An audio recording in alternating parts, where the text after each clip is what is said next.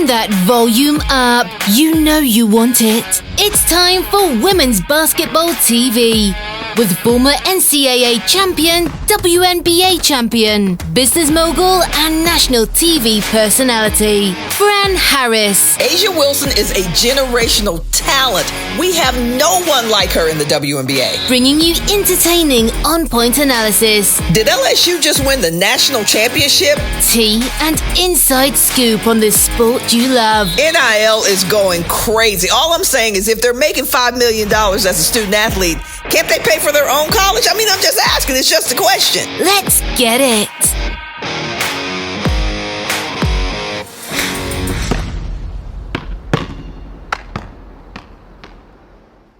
Hey, what's up, family? Listen, I said I was going to do a video about whether I thought Caitlin Clark was coming out in 2024. So let me ask you to do the same thing. Let's do a poll real quickly. If you think Caitlin Clark is definitely coming out in 2024, becoming eligible for the WNBA draft, raise your hands in the comments. You think she's coming out. If you do not think Caitlin Clark is coming out in the 2024 draft, the 2024 class, raise your hand and tell me why not. Tell me why and tell me why not. And I'm going to tell you exactly what I think. But hey, before I do that, if you like the kind of content that you're getting on my channel, please like, share, comment, of course, turn on notifications so you can get the next video. And now let's continue talking about Caitlin Clark. So Caitlin Clark, as y'all know, one of the most prolific shooters in women's basketball history. That's a very different conversation than one of the best players in women's basketball history. That's a whole other video that there's a lot of conflict and a lot of conversation about greatest player ever versus greatest shooter ever. All right, let's talk about that in another video. I digress. Is she coming out in 2024 or is she staying at Iowa? Caitlin Clark is definitely coming out in 2024. There's absolutely no reason for Caitlin Clark to stay in college. College doesn't even have the allure that it used to have, y'all. It's crazy, not in a bad way. It's just crazy. Like, people wanted to go to college, they wanted to get their degrees, they wanted to, and I'm not saying people don't want to do that anymore. And you wanted to build something with the team, and these are my girls, these are my boys, this is my coach, I love my coach. It was all that. It was a big love affair for 4 years if you stay for 4 years. And now that there's the allure of the WNBA and professional sports, these young people are like, yeah, I don't really, college is okay. I can go online. I can go to college online. I can get a degree online. I don't need 9 more months of training and weights and conditioning and school and tutors and road trips that are for 9 months long. Like, seriously, that is no longer sexy to college students. So Caitlin Clark is coming out from a practical standpoint. Number one, let's start here for number one. Indiana with the top pick puts her 5 hours-ish away from Iowa. That is as close as Iowa is going to get to having a WNBA franchise as having Caitlin Clark in Indiana. It's a win-win for everybody. The fans get to win, Caitlin gets to win, and the WNBA gets to win. Not to mention, as all the media outlets have said, Caitlin also, her boyfriend also just signed a job to work at the Indiana with the Indiana Pacers, right? So there's that. So she's got her personal life in check. She's got basketball close to her home. She's getting a bag from NIL. That's going to continue. And she gets to go play in the WNBA for just 5 months. It's a win-win-win-win-win-win-win. It's not even just a win-win. It's like 7 wins for Caitlin Clark and the WNBA and her family and Iowa. And it may be one of the most perfect scenarios that I've seen in a really long time in any sport. It literally is. So she's coming out, no question about that. There's no incentive for her to stay. She's going to get her degree. She's probably going to start her graduate program while she's in the WNBA. So, I mean, literally, unless you really have it in your mind that you want to attempt to win a national championship, like you're trying to go for a natty and you think your team can do it the following year, there's really no incentive for college students to stay in college anymore. If you're a great player. Yeah, that's where we are. Again, it's not good, bad, or indifferent. It just is what it is. So Caitlin Clark will definitely be coming out. Let's talk about whether, from a basketball standpoint, Caitlin Clark should come out. So we talked about all the different elements that make it attractive for her to leave the University of Iowa. But from a basketball standpoint, we're getting ready to have a hot conversation. It's about to get real hot in here because I know the strong Caitlinites how they feel about Caitlin Clark. And I'm going to keep it a buck. As an analyst, as a former basketball player, somebody who's been around this game for 20, 30 years, I'm going to keep it a buck about what it takes to succeed at the next level. I played in the WNBA. I played on a national championship at Texas. I played on the WNBA championship with the Houston Comets. And the league has become more and more different things, but one thing remains the same. In order to play at the highest level, I don't care where you came from, you're going to have to be able to do some things. So your skills have to be elite.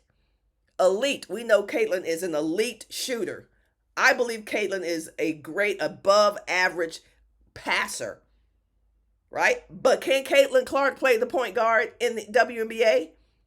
Not for 40 minutes, not in my mind. That wouldn't be the best use of Caitlin Clark's talent in my mind as a coach in the WNBA, is to put her at the point where she's going to be facing bigger, stronger, quicker players guarding her every single night. Yeah, not a good move. Now, can Caitlin Clark play point guard in the WNBA? Sometimes, absolutely. But to ask her to carry all the full duties she has to carry as a scorer and bring the ball down the court and run the offense, I think is a bit much for somebody whose natural position is not a point guard. So I would like to see Caitlin Clark play some point guard in the WNBA, but I'd like to see her as a swing guard. We've never seen Caitlin Clark really create from the wing. And if you've ever played hoops, if you ever played basketball, that is a different skill than playing than anchoring from the point guard, right? A completely different skill. And I've seen point guards who, when they were point guards in high school and then they went to JUCO or they went to college and then they went to they couldn't make the adjustment. So that's what Caitlin Clark has to be working on between now and draft day. Creating from the wings. It is a different skill. The spacing is different. The skills needed to succeed from the wing, very different than point guard skills. Compatible, yes, but not the same. So I haven't seen that a whole lot because Iowa has allowed Caitlin to bring the ball down, shoot half court shots. There wasn't a whole lot to that, right? So I think Caitlin's biggest opportunity is learning to become a threat from the wing, from that 2-3 position. And I do think Caitlin she's big enough to maybe play some 4, depending on what the offensive set would be. So very versatile, but the kind of dominance that Caitlin Clark has in college, I do not see that continuing in the WNBA, certainly not in the first year. So people need to manage their expectations. I would liken it to Sabrina Ionescu. The same situation. Sabrina Ionescu coming from the University of Oregon, tremendous player at the college level, really struggled even before she got hurt in the pros with the speed, the agility, the athleticism, and the strength of the guards that were guarding her. She had to face every single night, right? So which is another reason Sabrina Ionescu was really good this season, later in the season. And once they got Stewie and once she got some help, she could play what's probably her more natural position at the pro level, and that is a swing guard, not a point guard, not for 40 minutes. Okay? So same thing with Caitlin.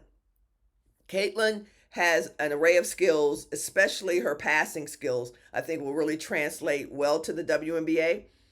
If I were going to compare Ionescu and Caitlin, I would say Clark is definitely a better passer than Ionescu.